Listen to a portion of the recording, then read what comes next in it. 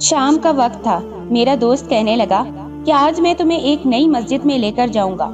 इतनी खूबसूरत है कि वहां तरावी पढ़कर तुम्हें ऐसा महसूस होगा कि तुमने मक्का मुकर्रमा में तरावी पढ़ी है।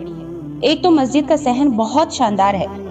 सहन में मानो तो शीशे वाली टाइलें लगी हुई हैं और दूर दूर तक रोशनी ही रोशनी फैली हुई है। तुम वहां चल कर देखो, बाकी सभी मस्जिदें तुम भूल जाओगे। मैं बस तजस्सुस में आ गया था, पर मुझे क्या पता था कि मस्जिद में जाने के बाद हमारे साथ वो होगा। खौफ से हमारे रोंगटे खड़े हो जाएंगे। मगरिब के फौरन बाद हम मस्जिदुल हरमैन की तरफ रवाना हो गए। वाकई मस्जिद की शान ही अलग थी। चारों तरफ रोशनियों में गिरी हुई ये मस्जिद निहायत खूबसूरत लग रही थी। हम लोग मस्जिद में दाखिल हुए तो तरावी का वक्त हो रहा था। जल्दी जल्दी वजू किया और सफ में खड़े हो गए। अभी 2 तरावी ही पढ़ पाए थे कि मुझे अपने कानों में साएं साएं की आवाजें सुनाई दी। ऐसा लग रहा था जैसे कोई बहुत बड़ा दरिंदा हो जो अपनी ऊंची आवाज में सांस ले रहा है। अमूमन ऐसी आवाज किसी बड़े जानवर की होती है, लेकिन मैंने तरावी पर ध्यान दिया। मैं अपना जहन बटाना नहीं चाहता था, इसीलिए मैं अपनी तरावी पर ही तवज्जो देने लगा। मगर जैसे जैसे वक्त आगे बढ़ रहा था, सांसों की आवाज भी तेज होती जा रही थी। जब ये आवाजें इस कदर बढ़ गईं कि मैं इसे नजरअंदाज नहीं कर सकता था, तो मैंने आंख उठाकर ऊपर देखा। मेरी तो माने जान ही निकल गई थी। इमाम साहब के ऐन पीछे, जहां वो नमाज पढ़ा रहे थे, काले रंग का एक मोटा अजदिया बैठा था। मेरी आंखों की तरफ देख रहा था। इसे देखना था कि मेरे मुंह से जोरदार चीख निकल गई थी। सफ में खड़े बाकी लोगों ने भी इस अजदिये को ही देख लिया था। इससे पहले कि इमाम साहब कुछ बोलते, सफों में हलचल पैदा हो गई। लोग इधर उधर भागने लगे, और भागते भी क्यों नहीं। इतना बड़ा सांप आप भी अगर अपने सामने देख लें तो आपके भी रोंगटे खड़े हो जाएंगे। हम लोग सब बाहर की तरफ भागे। इमाम साहब ने कहा कि मस्जिद के दरवाजे को बाहर से बंद कर दो ताकि सांप अंदर ही रह जाए और बाहर न निकल सके। हम रेस्क्यू टीम को बुलाएंगे और इन सांपों को मारेंगे। छोटे छोटे लड़कों ने मिलकर मस्जिद के सभी दरवाजे बंद कर दिए थे। हाल के दरवाजे बंद होने के बाद सब लोग बाहर आ गए। इमाम साहब ने कहा कि मस्जिद के सहन में तरावी हो जाए तो कोई हर्ज नहीं है। वैसे भी मौसम इतना सर्द नहीं। यूं एक अलग स्पीकर का बंदोबस्त करके मस्जिद के सहन में तरावी पढ़ाई जाने लगी। मेरे दिल में एक ही ख्याल बार बार आ रहा था कि मस्जिद के अंदर से सांप कैसे निकल आए। सांप तो मिट्टी वाली जगह में रहते हैं, मगर यहाँ तो फर्श पर टाइल्स लगी हुई थी। पूरी मस्जिद जगमगा रही थी। आस पास कोई दरख्त भी नहीं थे, सहरा भी नहीं था कि मैं कहता कि सांप वहां से आ गए हैं, जबकि सांप मस्जिद के मीनार के अंदर से आए थे। ऐसा लगा था कि ये सांप आसमान से नीचे गिरे हों, क्योंकि मीनार का तो जमीनी ताल्लुक नहीं था। बहरहाल जब तरावी पढ़ाकर इमाम सब फारिग हुए तो रेस्क्यू टीम भी आ चुकी थी। इन्होंने मस्जिद के दरवाजे खोले। सांपों को मारने के लिए वो काफी सारे हथियार और आलात भी लेकर आए थे।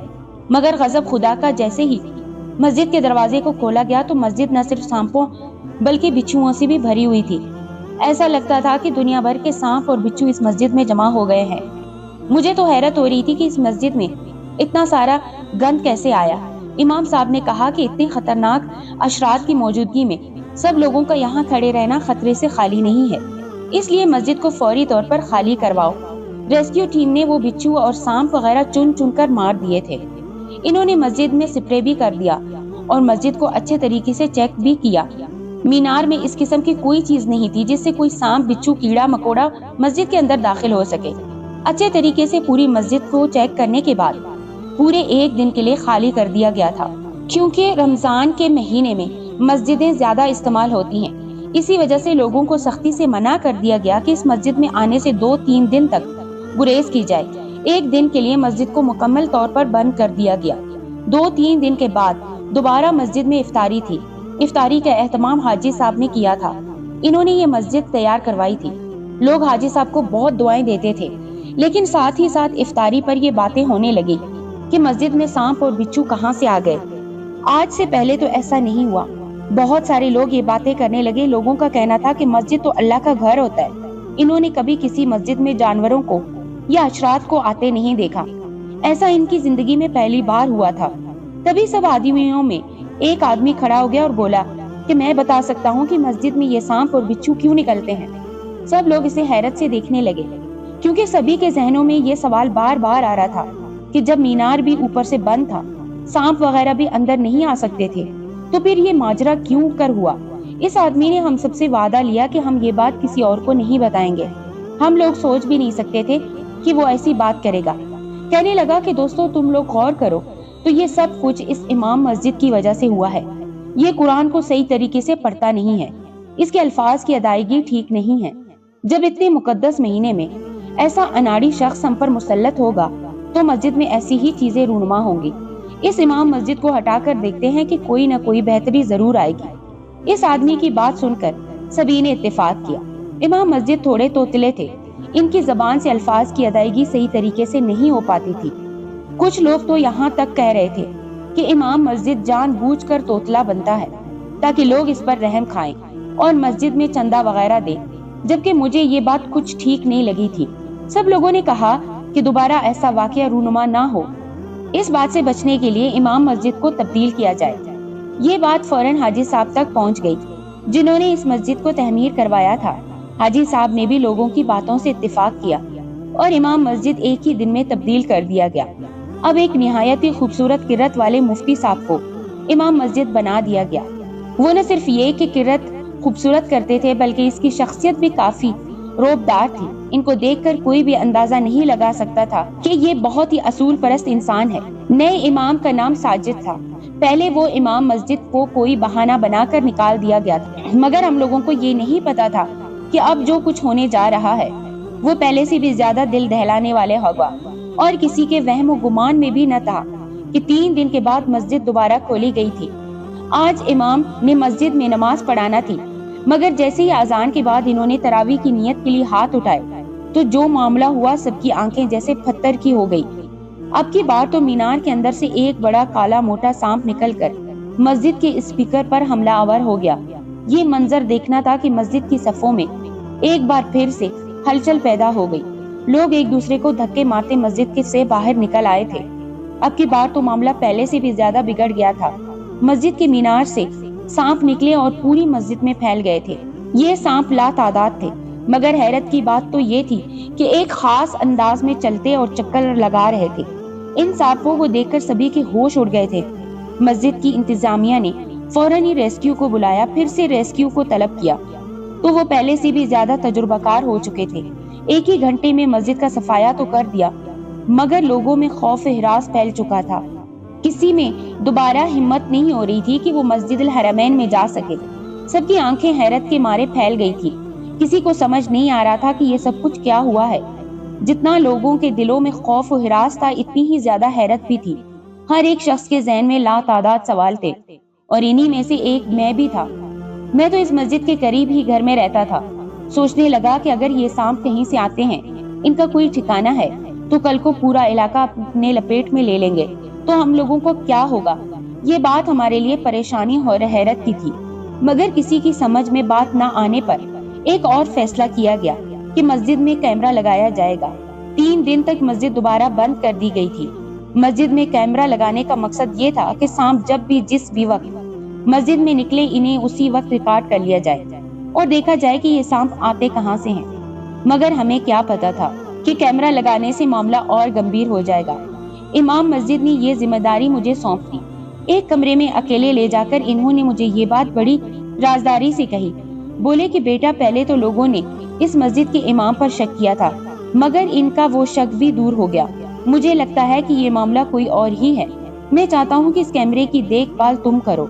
कैमरे की रिकॉर्डिंग पर हर लम्हा नजर रखो और देखो कि जो सांप तरावी के वक्त अचानक बाहर निकल आते हैं, आखिर इनका ठिकाना क्या है, वो कहाँ से आते हैं।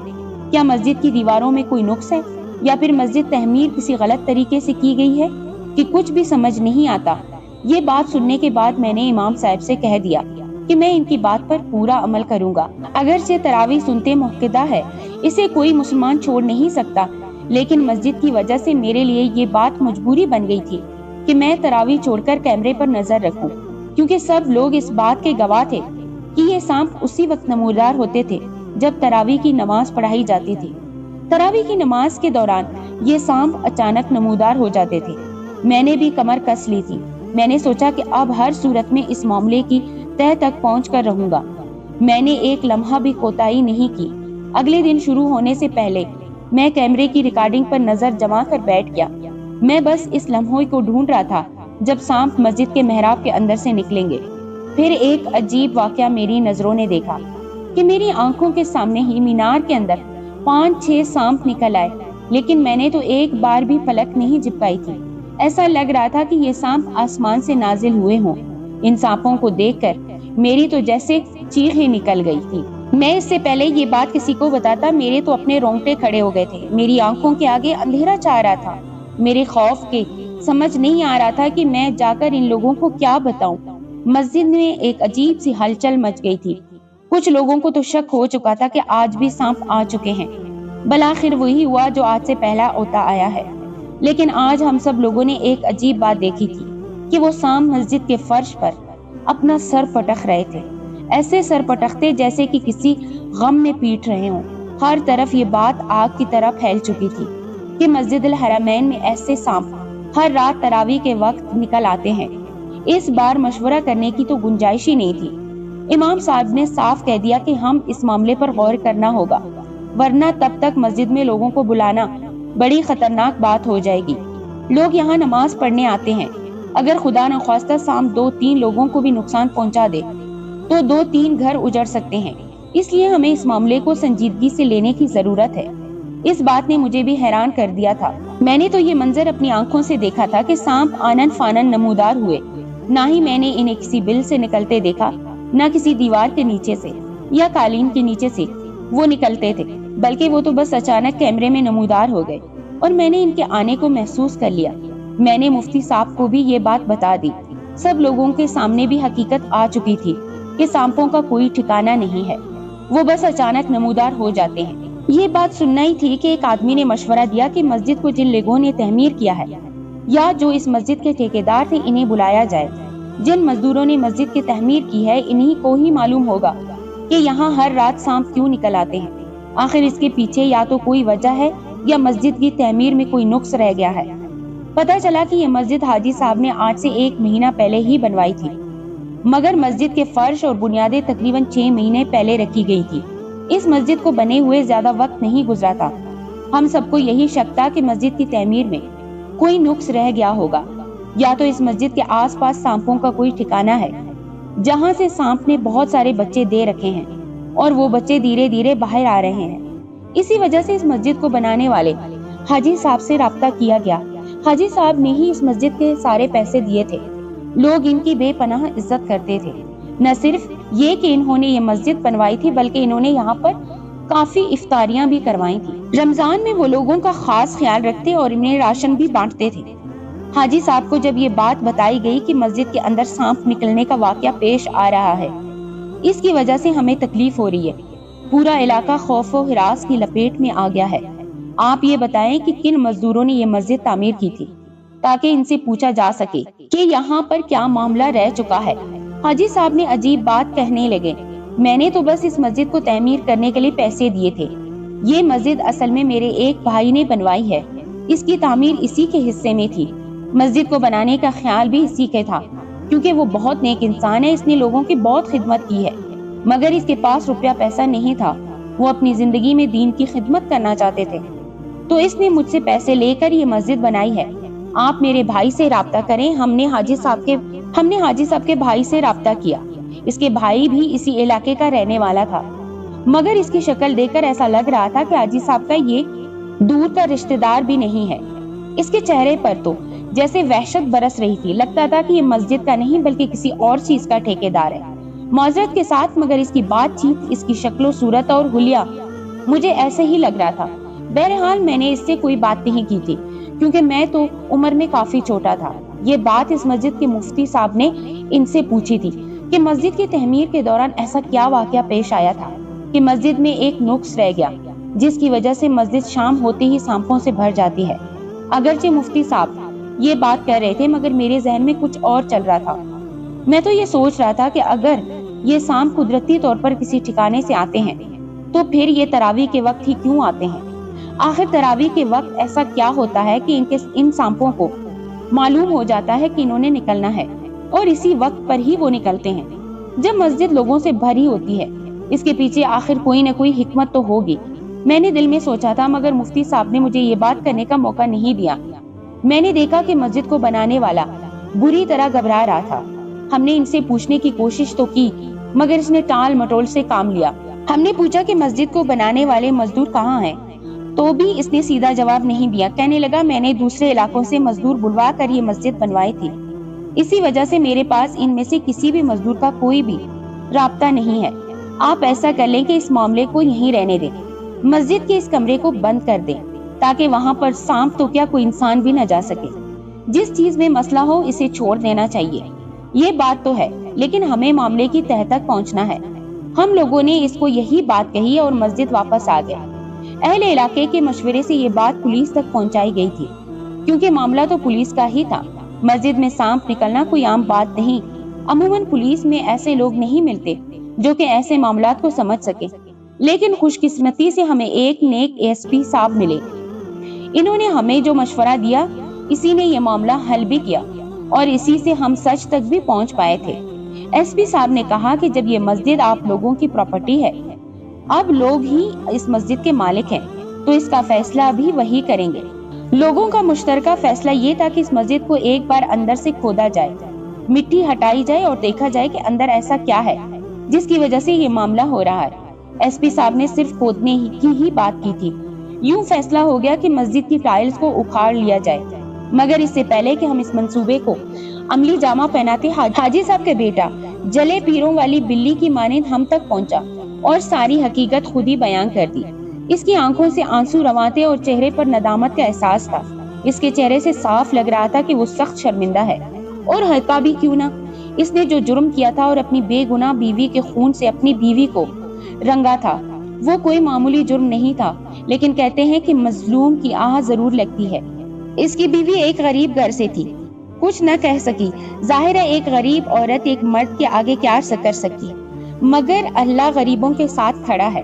अल्लाह ने इसकी बीवी का ऐसा बदला लिया कि पूरी दुनिया के सामने इसकी नेक नामी, शहरत और बाप की दौलत भी इसे बचा नहीं सकी, और इसकी हकीकत सबके सामने अफशा होकर रही। उस बंदे ने ये मस्जिद अपनी बीवी की लाश पर तहमीर इसीलिए की थी कि किसी को इसके कत्ल का शक न हो। खुदा ऐसे लोगों को हिदायत नहीं देता, क्योंकि ये हिदायत के तलबगार नहीं होते। इन्हें तो सिर्फ अपने गुनाहों की सजा दी जाती है, और वो भी सजा ऐसी कि रहती दुनिया तक इबरत का निशाना बन जाए।